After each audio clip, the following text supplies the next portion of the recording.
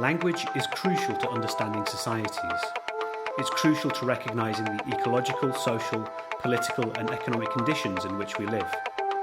We use language to frame problems, formulate solutions, to negotiate and communicate political and economic pitfalls.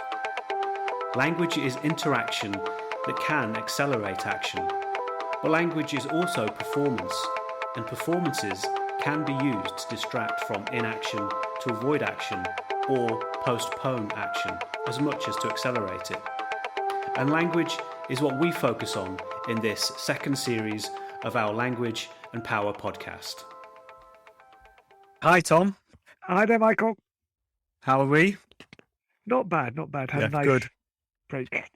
Good. Yeah, so we had a break from the podcast last week, and this is our final episode of this series. More on that at the end, but we're talking back to one of our kind of key topics on climate change. This is looking at some of the IPCC reports. The Inter-governmental Panel on Climate Change releases reports every number of years, 8 years, and recently, over the past couple of months, they've released a couple of reports.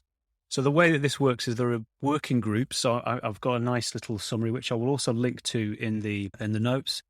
The Guardian kind of gives a little explanation of what's going on. There are 3 working groups that make up the IPCC. Each publish their own reports. The first looks at the physical basis of climate change. The second group assesses the effect of climate change. And the third group looks at ways of cutting emissions. So we're going to have a look at the second 2 of those very briefly because they're huge reports.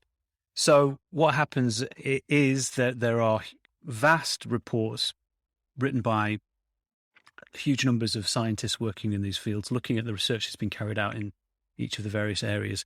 And then they also produce summaries for policymakers, which in themselves are also quite big. Yeah, the one summary here, the summary for policymakers, 64 40 pages long. I've got the second document, and that's 40 pages just for the summary. Yeah, and the whole document yeah. is an awful lot more than that. The whole document is 3,675 pages, and that's one document out of 4 that are going to be produced. Yeah. So a lot coming out, and it's a complex issue. So probably there's a lot of space that needs, but we're going to have a talk about that. Before we get into that, we can't analyze all of this for a 30-minute podcast, of course, but we want to talk about that as an issue perhaps later on. But we'll just start by maybe summarizing some of the reaction to this report, which will give us a sense of what the reports are saying. So Greenpeace, the campaign group, have put together a little page of the 12 best tweets about the new IPCC report. This was published in April, back in on the 6th of April, 2022. And I'll just give you a flavour of some of these, and this will give a sense of what the report is saying. So the first one is from the Secretary General of the UN, Antonio Guterres, who says the latest IPCC report is a litany of broken climate promises. Some government and business leaders are saying one thing but doing another. They are lying. It is time to stop burning our planet. He tweets another time, climate activists are sometimes depicted as dangerous radicals, but the truly dangerous radicals are the countries that are increasing the production of fossil fuels. Investing in new fossil fuels infrastructure is moral and economic madness.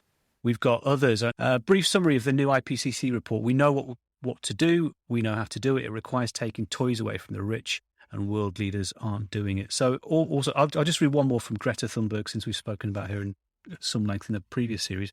When reading the new IPCC report, keep in mind that science is cautious, and this has been watered down by nations in negotiations.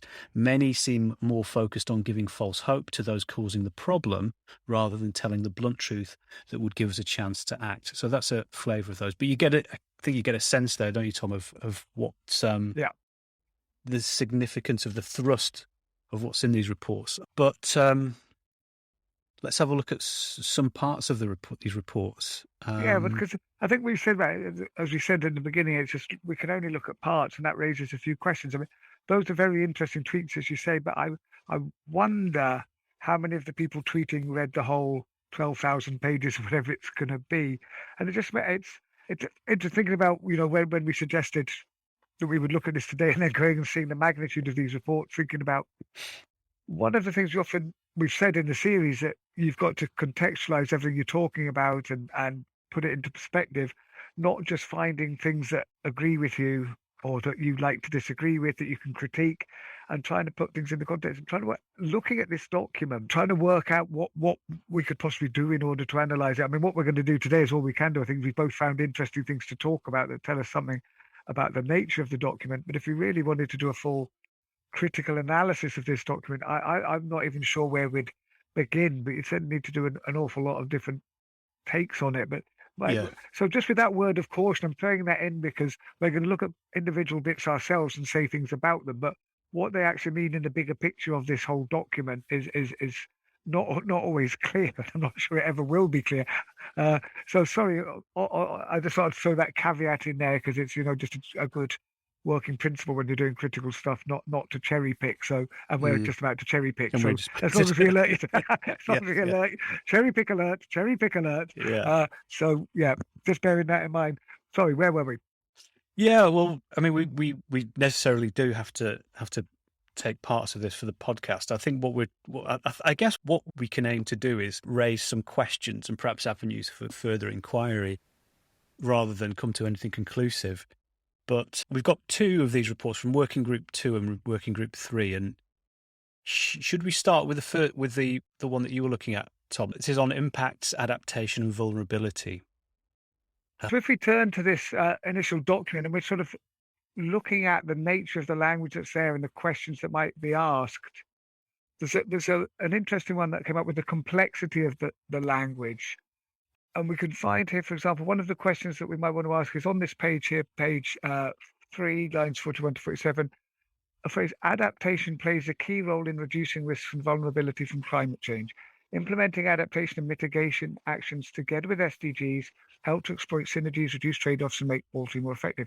From a risk perspective, limiting atmospheric greenhouse gas concentrations reduces climate-related hazards, while adaptation and sustainable development reduce exposure and vulnerability to those hazards.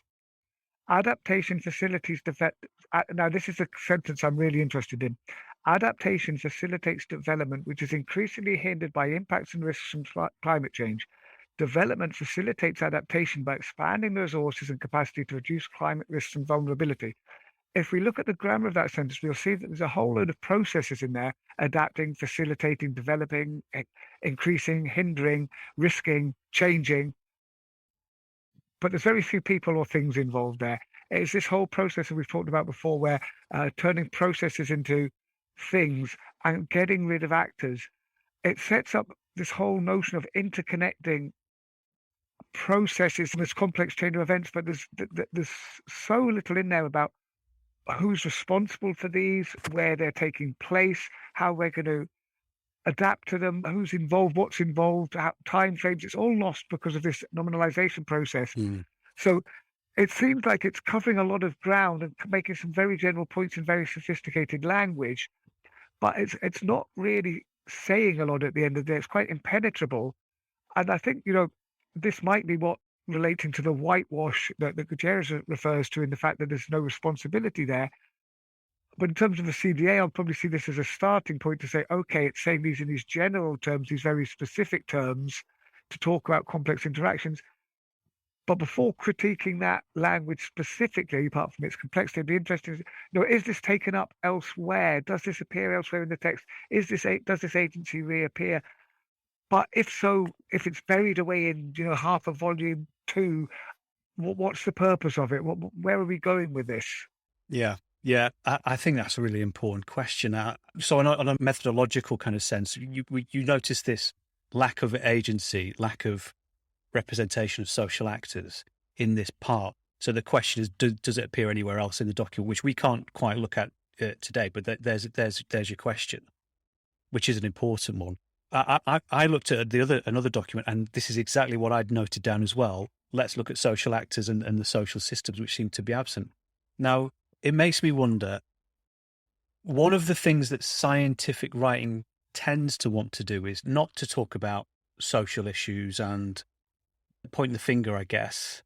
I don't know if I'm being, if I'm characterizing scientific writing properly there, but this is what you've identified, and I wonder if you can understand the problem. Can you even understand the problem properly if you're not at the same time identifying the social causes? There's a question. I don't know the answer to it. My suspicion is that it's difficult. I mean, if you're trying to describe a problem and you're trying to siphon off a huge part of what's causing that problem, then it seems unlikely to me that you're going to get a really good grasp of the problem itself. And I think that's where we're at with this.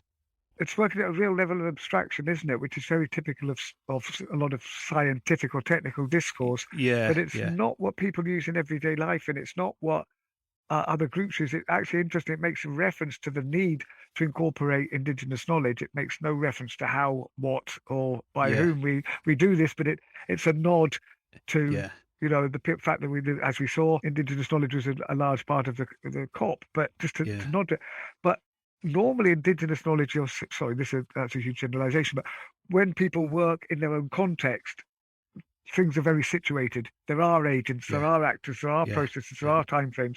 And in order to understand what's going on, people often need to be able to relate to these very specific practices, and they don't understand such abstractions. So it's not going to help people understand it when it's at this level of abstraction, as you say. Yeah. Self-promotional. I've just been writing a book that sort of looks at some of these things too. And one of the things I'm kind of arguing a little bit in there is about there's a sense of fatalism that comes out of talking about these things in the abstract. So if you talk about these huge processes without recognizing the agency behind what's contributing to those, you haven't got a clear idea of, well, what do you do about it? How do you start tackling that in human terms when you've taken all the humans out? No. I guess is a simple way of putting it. No, and it's often said, what the point you're making is often said, isn't it, in terms of inevitability, in terms of political discourse, where people say things in abstractions as if these processes are inevitable. We can't do anything about it. Tough luck. What would be called symbolic violence by Bourdieu, that we believe these things are inevitable. Whereas this is sort of doing the opposite. This is talking about a good thing, adaptation, but by being phrased in these general terms, it's sort of inevitable, as you say, but it's not inevitable, of course, is it? We actually need people to do these things. We need people to. It will not just happen unless specific people do it in specific contexts. Yeah. Now, why? What is there on the other hand? So, I mean, I guess a question then, if we were going to do this properly, would be then, well, let's have a look and see if there's any other parts where agency is identified. So let's kind of bracket that. That's why I was thinking, because in the later volumes there might be case studies that talk about precisely this. Yeah. So we'll kind of bracket that off as a kind of question at this point. On the other hand, I wonder if there is an advantage of talking about the abstract. I mean, it means that you can talk about large scale processes, and after all, we're talking about global effects of activity affecting whole species, whole ecosystems, and so on. So it's at some point we do want to acknowledge that this part of the problem is not localized pollution. That's a problem in itself, but a separate problem, or related, but kind of distinct. But the totality of all the pollution, all the gases, all the things that are going on, the immense scale of that makes it a new kind of qualitative problem, doesn't it? So. No, I get you. I think this is, again, the idea not necessarily criticizing things, but critiquing things when we see sentences like that. It's very easy to say that, but you're absolutely right. I mean, on the one hand, you could say it gets rid of moral responsibility of the people doing it, but at the same time, later on in the document, it talks about how complex the situation is and how it's locally contingent. In other words, it's dependent on local factors. That's exactly what we would argue for our analysis of CDA. So that's a good point. So where does this abstraction take us? It's to, we want to recognize that there's a whole lot of abstraction there, and that the things have been taken out of time and human agency. But we then do want to recontextualize it. Does it ever get put back in space? Right. And on the one hand, it could be saying no one's responsible, no one particularly to blame. If we do a case study, I have to, allocate agency to a particular person or blame a particular person. But without that case study, it's still beyond Yeah. the grasp, isn't it? So Yeah. it's not necessarily good or bad. It's just awkward. Yeah. Yeah. Yes. Yeah. If you do, what you'd want to see is some kind of contextualization to kind of bring this back into the human scale, because, you know, after all, humans are causing this problem. So we need to kind of get back to, well, what are humans actually doing to do this, and what can humans do? So thinking about why you would want to remove the human agency from some of this description, or at least de-emphasize the human agency in some of this description here. One of the arguments that people might put forward is, well, it's not the scientist's place to do that. It's, you know, they don't want to go beyond their area of expertise. And some of these people are climate scientists, you know, looking at the chemistry of the atmosphere and all sorts of things. They're not social scientists. They're not people who kind of necessarily look at social systems. So maybe they shy away from doing something like that because of that reason, or because it's contentious as well. It's politically contentious, and they perhaps don't want to do that and see it as somebody else's role to make those connections. Yeah, that's interesting. That just connects a bit in a way, just digressing a little on that, on the whole COVID debate and scientific knowledge and a certain scientific understanding as well. We know what could have stopped COVID spreading. You lock everybody up in isolation for 10 days, it can't spread, end of story. That's the scientific evidence, but that is only part of the story. Therein is, can we do that? What are the economic effects? Will people do that? The behavioral science need to come in, because if you don't do that and you just say, well, we're giving all the correct information, why is it still spreading? Then there's a problem. So science divorcing itself and relating itself more, you know, to the this very technical abstract natural sciences without thinking about how society interacts to do these things is, I don't think you can divorce yourself from that, because at the end of the day, it's got to be reintegrated into society. And you've got to think about how these abstractions take place and what are the local features that make it possible. So abstractions are great, but then, yeah, where do we? And here's another bit of selfless, not shameless self promotion, not selfless shame promotion. This is exactly what I looked at in my thesis and the monograph that grew out. That was the idea that it was people interacting in the Guyanese rainforest, and it was scientists presenting their abstract knowledge, and the local community leaders recontextualized that in terms of what it meant in daily practice. And my original point of view was that the scientists were being far too abstract and not being at all helpful, and it was only the local elders that were useful. But my view now is that actually both these parts were needed. We needed the authority of one being recontextualized and the piggybacking off each other and this interplay. So rather than critique that abstract language, I would say it's part of the story, and it's not enough, which is more or less what we've been saying. Yeah. No, that's interesting. Did you have another example you wanted to? Well, I was thinking we talked about this earlier. I think you talked about another one. I just picked up on was this idea that it's covering all the bases. Who's it written for? Is this just a document that has to be put out? There's no one is supposed to understand this. It's just everyone getting there saying, we're not blaming anybody, we're covering every base. And it's almost, you can tell it's a document written by a committee par excellence. And I just want to find one example that I found of that. But I think you've got an example with footnotes afterwards. And this is from the Summary for Policymakers on page 31, and it's paragraph D.1.1. So here's the sentence. It's halfway down the paragraph. The sentence goes like this: climate resilient development pathways are progressively constrained by every increment of warming, in particular beyond 1.5 degrees centigrade. Social and economic inequalities, the balance between adaptation and mitigation varying by national, region, and local circumstances and geographies, according to capabilities, including resources, vulnerability, culture, and values, past development choices leading to past emissions and future warming scenarios, bounding the climate resilient development pathways remaining, and the ways in which development trajectories are shaped by equity and social and climate justice. Does that clarify it for you? Well, then it says brackets, very high confidence. So, you know.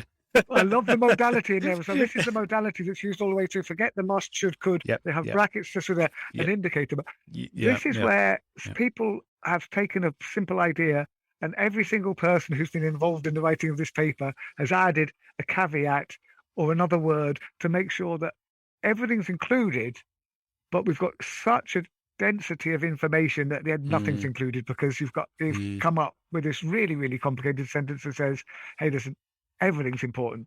And it really would need unpacking. So who's this document serving? Is it yeah. just so that all these groups can say, that's my bit in there, that's on the record? This document, it's what Srikant Sarangi has referred to as a ritual document. No one's supposed to read it, understand it. It's supposed to be there to be in order to be there. And it Yeah. reads a bit like that to Mm. me. We've all got our statement down. How is that going to help practice? Yeah, yeah, that's an interesting one because it's called Summary for Policymakers. Yeah, It's got it up at the top. Now, which policymakers can have the time to read this?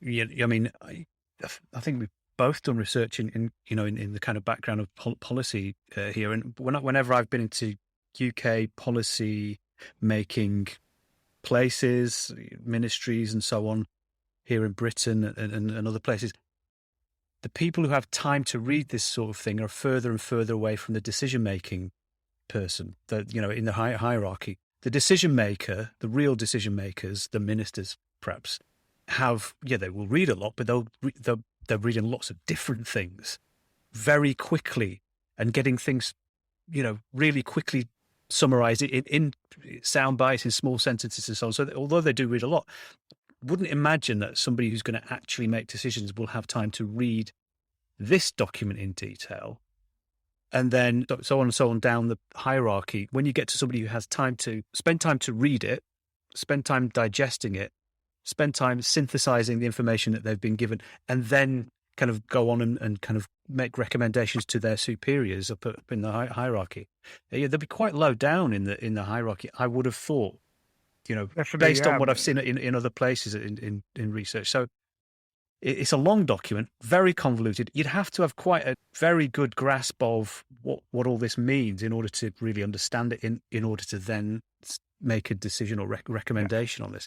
So it's yeah, even though it's called Summary for Policymakers, it's policymakers are not just one thing. There's a whole set of people who are yeah. Who together are the collectively policymakers? What level of policy? Yeah, yeah. But it seems to me that this is very far from being the kind of document that would really cut through to people who have got the real decision-making power. It would need a lot of translation, at least, to kind of get to somebody, like at ministerial level or chief executive level of an organization. I think translation is the important point there, isn't it? Because you're talking about that idea of a translation is how I talk about, what the indigenous leaders were doing with the scientific knowledge Yeah. and vice versa. Yeah. It's a two-way process, I think. An important issue is that we often think about public understanding of the science is often mentioned, and the idea of simplifying science or putting science into more concrete terms relating to people's practice so that people can understand it. There's the converse problem, and it's something I'm always going on about when I read a bit of a hobby horse here, where actually we need scientists to understand people's situated lives as well.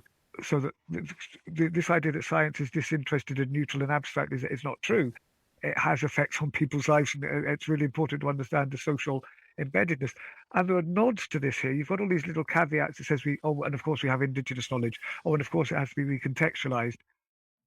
But from the little I've read, I haven't seen any great hope that this is being done yet. But maybe that's something that needs to be done at the local level by policymakers. But again, as you've suggested there, this doesn't seem to be the handbook that's going to enable you to do that.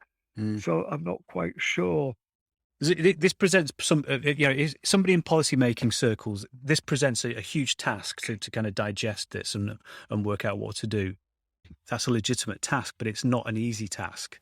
It doesn't present them with something that's easy. I don't know how you would get around that. But it takes on to the next document, the Working Group 3 document, which is about mitigation of climate change, which in some ways is, well, what do we now do about it? And there's a different issue with this one, and we'll put the link to this document again in the description of the podcast if you want to have a look at it. Now, the problem with this one is or what I see as a problem, is that it's very, I would say it's even more impenetrable than the one that we've just been looking at. And it's partly to do with the format. Now, there's a nice glossy image on the front of houses with solar panels on the roofs, so it's got that kind of polish to it. But when you look at the first paragraph, it says introduction and framing, working group 3, brackets WG3, contribution to the IPCC 6th assessment report, brackets AR6, assesses literature on the scientific, technological, environmental, economic, and social aspects of mitigation of climate change. Square brackets, footnote 1, close square brackets. Levels of confidence, square brackets, footnote 2, close square brackets, are given in round brackets. Numeral ranges are presented in square brackets. References to chapters, sections, figures, and boxes, and the underlying report and the technical summary are given in curly brackets. Right, so that's the first sentence that you get for this really important report. Now, there are the technical aspects of how do you understand this, and this is what it's trying to give you, but it is doing it in a way that really slows the start of what they're telling you. And I guess what's my point? If you're saying something important in a document like this, you say the important thing first. What's the conclusion? What's the upshot? What's the headline? What's the big take from this? And this is how you teach writing, isn't it? It's put your conclusion in the introduction. Tell us your argument from the beginning. For kind of social scientific kind of writing, that's what you do. We're not getting anything of that here. Then we go straight into the first footnote, and then the second footnote. So the first page is a kind of quite technical sentence followed by a huge three footnotes, and that's the entire first page of this document. That first sentence that I read out, and then 3 subsequent footnotes.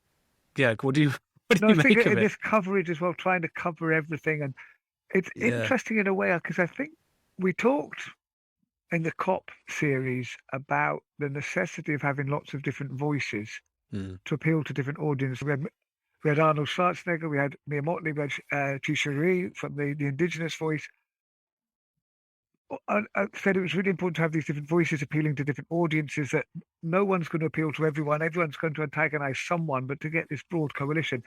But here, this multitude of voices coming in, either in terms of this 20-foot long sentence that I read out, or your shorter sentence, which is then spoiled by having 3 footnotes, which are 10 times the length of the original, trying to include so much, but it's just inclusion. It's not translating, it's not movement, it's not trying to understand these different points of view. It's just throwing as many different ideas as possible in there so that all bases are covered, but with no attempt to reconcile between these points of view, to negotiate between them. I mean, we see here, we know there's social, economic, and environmental factors to sustainability, and we try and work between them. So we see that all these different voices are put in there, but they're not integrated anywhere. It's just coverage. They're all to the extent these are all questions, of course, harking back to our original point. These are impressions that we are getting in our preliminary reading, and we would have to do an awful lot more research into this to see the extent to which this is true. But it brings. I'd just like to then use a couple of minutes to talk about a conference that's been organised in Glasgow for September the 6th and 7th this year, on the back of COP. And it's to do with precisely this issue of how we talk about sustainability, whatever that means, whether it's social, economical, or environmental, within our particular fields, whether that be as teachers, as scientists, as geographers, as energy suppliers, as the fishing industry, children's literature, whatever, how we think of issues of sustainability, how that informs our practice, but also how that affects talking to other groups.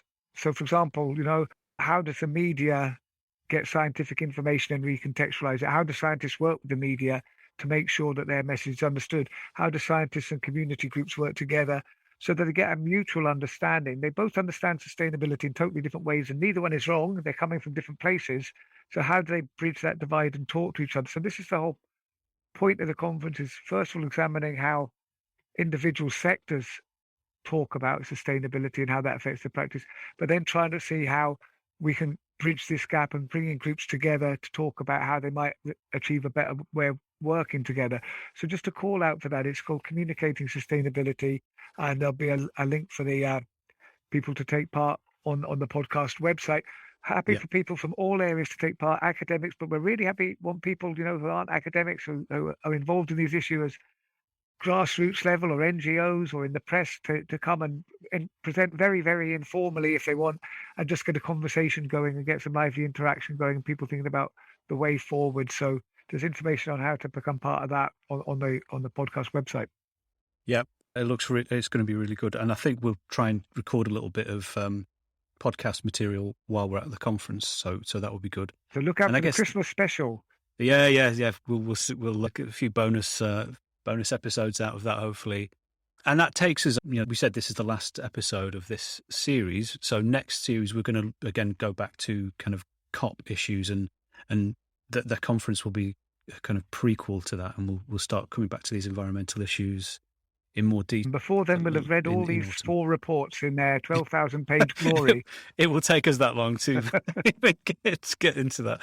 But yeah, so that's great. So, I mean, I want to also say thank you to everyone for listening to our ramblings and very much Ramblinger than others, yes. Yeah, but that's really good. So, all right, well, should we? We'll leave those now. We're kind of raising questions, I guess, rather than coming to conclusions, Exactly, we said. And Yeah.